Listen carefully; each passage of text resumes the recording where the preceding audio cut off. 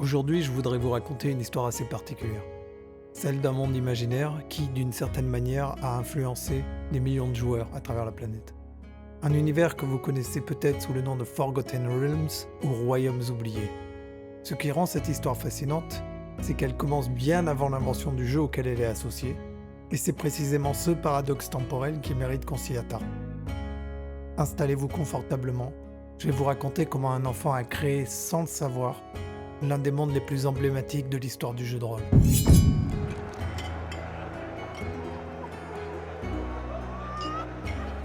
Nous sommes au printemps 1965 à Toronto, au Canada. Ed Greenwood est encore un enfant, et comme beaucoup d'enfants de son âge, il invente des histoires. Mais Ed a une particularité. Il ne se contente pas d'imaginer des aventures isolées, il veut quelque chose de plus ambitieux, de plus cohérent. Lui, il veut créer un monde entier. Alors entre 1965 et 1967, Ed commence à poser les fondations de ce qui deviendra les Royaumes oubliés. Cette date est importante car nous sommes une dizaine d'années avant la création de Donjons et Dragons, qui ne verra le jour qu'en 1974.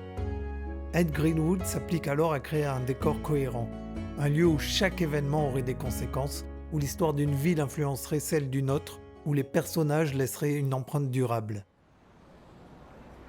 Les années passent et nous sommes en 1974. Donjons et Dragons est enfin créé. Mais Ed ne le découvrira véritablement qu'en 1978. Cette année-là, une étudiante nommée September l'invite à jouer à Advanced Dungeons and Dragons, et c'est pour lui une révélation. Ed réalise soudain que son monde imaginaire, développé depuis plus d'une décennie, pourrait devenir un terrain de jeu partagé. Les royaumes oubliés trouvent leur véritable vocation, devenir un univers jouable. À partir de 1978, Ed Greenwood lance sa campagne de jeu de rôle.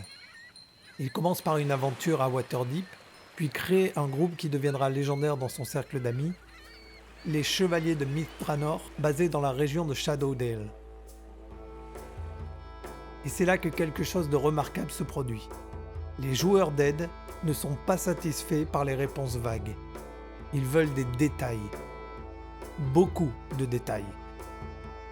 Quand ils entrent dans une auberge, ils veulent savoir le prix exact d'une chambre. Quand ils achètent quelque chose, ils veulent comprendre le système monétaire. Quand ils rencontrent un noble, ils veulent connaître sa place dans la hiérarchie locale. Ed dira plus tard que cette soif de réalisme de ses joueurs a façonné les royaumes.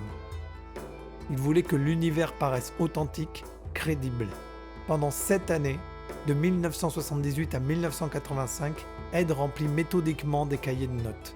Des cartes détaillées de régions et de villes, des personnages non-joueurs dotés de personnalités complexes et d'histoires personnelles, des arbres généalogiques de familles nobles, des systèmes économiques cohérents, des structures politiques, des panthéons religieux entiers avec leur mythologie propre et des milliers d'années d'histoires fictives avec ses guerres, ses alliances et ses trahisons. Les royaumes oubliés deviennent de plus en plus riches, de plus en plus vivants, mais ils restent confidentiels. Seul Ed et son groupe d'amis connaissent l'existence de ce monde.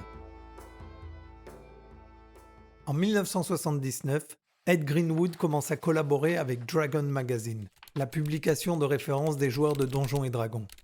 Dans le numéro 30, paru en octobre 1979, il publie son premier article. Il y est question de Cursed, une créature pour Advanced Dungeons and Dragons.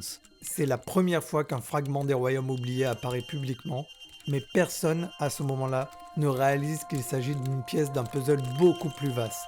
Ed continue à publier des articles dans les numéros suivants, des éléments isolés, des détails éparses. Les lecteurs apprécient mais ne voient pas encore l'ensemble.